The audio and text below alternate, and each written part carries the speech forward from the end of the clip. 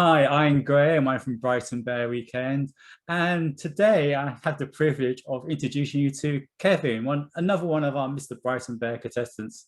Hello, Kevin. Morning.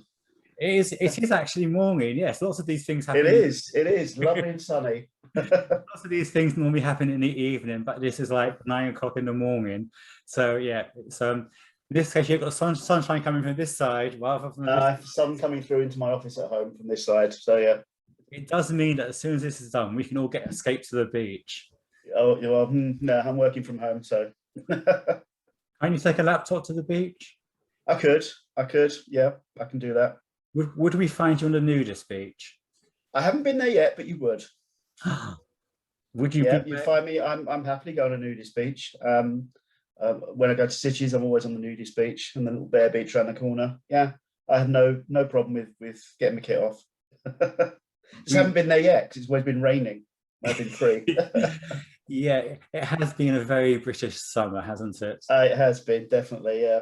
But I do think that this next few weeks are going to be sunny, and it's always sunny at Brighton Bear Weekend. Good. Hope so. So So yeah. you're looking forward to the competition? I am. It's going to be fun. It's going to be really enjoyable. I've been to Brighton Pride, Bear Pride, a number of times, but now I'm actually live here. It's it's going to be different. I haven't got to worry about getting the last trains home or getting back to the hotel or anything. It's just a case of jump on the bus, 8 minutes, and I'm back home. So I can't wait to meet all new people. It's going to be brilliant. So where have you moved from? Moved from South East London, Bexley Heath. Okay. Yeah, so moved down on the 7th of May. Are you one of these Londoners who have sold their big house in London and now living mortgage-free down here? Kind of, yeah. So yeah, he sold a big 5-bedroom house in southeast London. Unfortunately, the reason we moved is I lost my mum towards the end of last year, and I lived across the road from her. Right. So staring at my mum's empty house every day got a little bit uncomfortable.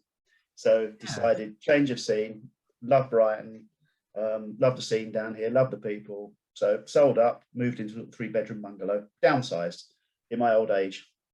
And how does it feel now? Are you better with your mother's departure? Yes, it's everything's eased off now, and the atmosphere down here is so much more relaxing. And so just walk to the end of the road, and I'm overlooking Sheepcote Valley and the Downs and the bay, and you just take one deep breath, and just the stress just disappears. But yeah, I think Mum would have been happy and with what we've done, and yeah, so it's much more relaxed now. It sounds like a new chapter in your life. It is. It's the old chapter's closed, new chapter's kind of open now. So so everything's leveled off and calm, and yeah. So I'm comfortable. Yeah. So how do you spend your time when you're not on the nudist beach, which you haven't been to yet? Well, I work from home. Occasionally visit different sites that I need to. I love my garden. I do a lot of gardening. Got a nice little garden at the back and a little one at the front. Love just wandering around the lanes, sitting on the seafront with a cup of tea or coffee, going out for meals. I do loads of things. Obviously karate. I used to teach 3 or 4 times a week. Now I'm teaching 1 day a week. Well, I open a new group in August down in the marina. Plug. And so I'll be teaching there one night a week at the marina. But yeah, so do you have a dojo down the marina? there's a little there's a little dance studio in Marina Square, which is perfect for us. Flat floor, mirrored walls, stretch bars, etc.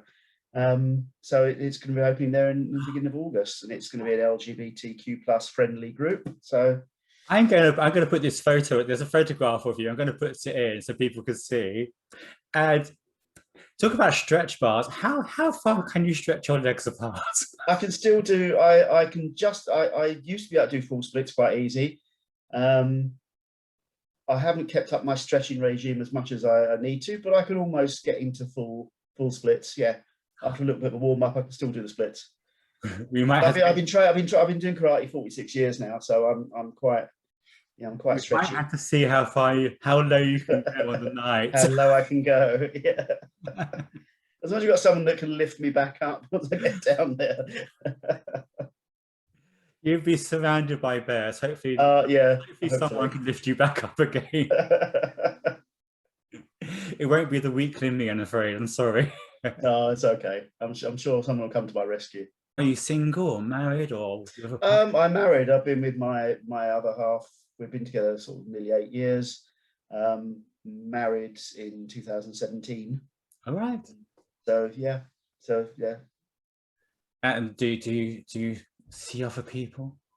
Yeah, we opened the relationship not too long ago. From reasons that work for us.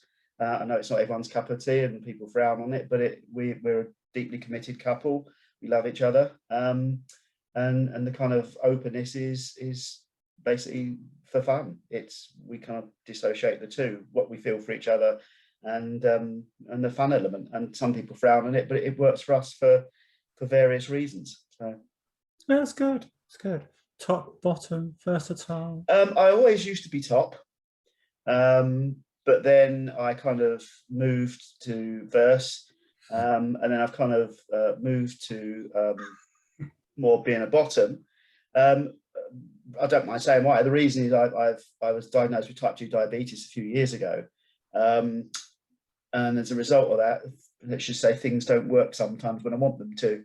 Oh yeah, that's so that's kind of the way. One of the reasons I moved from being top to bottom, because my other half is more bottom, and I wasn't being able to kind of satisfy him the way that he would want to. So we kind of opened the relationship to enable him to get the kind of to fulfill his needs, shall we say? Yes. And it worked. We tend to play together, but we're happily playing apart, and the key thing that works for us is we're completely open and honest. There's no secrets. Yes, and I think that's quite. That works perfectly for us. I always find the best thing is honesty. It is. That's it. You've got to base a relationship on honesty and trust, and you know that works for us. Yeah, and if you're playing with other people, then you need to tell the other one you're doing it. Yeah. Because that's the only way it works.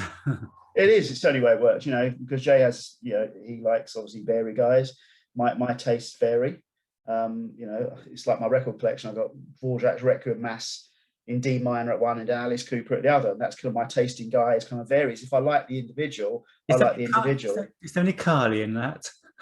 There's a little bit of Kylie. There's a lot of Dolly. Yeah. So my taste in guys varies. Well, the key element though is they've got to have fur, some kind of fur. Doesn't have to be massive. But as you know, there's some kind of body hair there. That's what I like. But saying that, I've been with guys who are completely smooth, who are just absolutely amazing guys. Really nice, pleasant to be around, and there's chemistry there.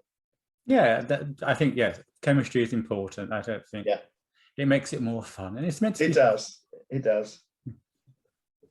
So, have you worked out your outfits for Mr. Brighton Bear?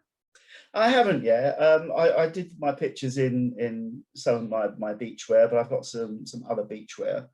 I'm not sure what I'm going to wear for the Dare section. Now that can be anything. That can be anything. That could be full fetish, naked. It could be drag. It can be, I don't know, bare skin. Naked. That's interesting. It's whatever you fancy. I shall see about that. Yeah, maybe naked. I don't have no issues getting my kit off in front of people. So, but yeah, I'll think about it. Now we are lucky to be sponsored by bear107.com this year.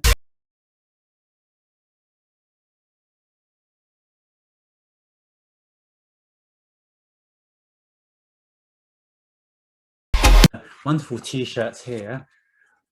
Now, if you win the top prize of £150, what do you want to spend it on? What would I spend it on? And I don't know.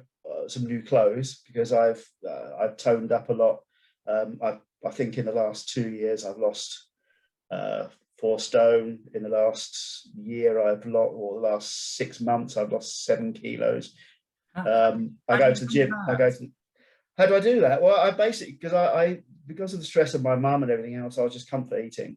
So now I brought my eating patterns back to normal, and got my portion size back to a human-sized portion, and dropped a lot of the carbs. The weight's just literally falling off. And I go to the gym, a David Lloyd gym, every kind of morning, apart from Wednesdays. It's my day off. So I go to the gym every morning, and I start to tone up. I just want to I'm not looking to slim down, because I like I'm now the size and the shape I'm comfortable with. I like myself.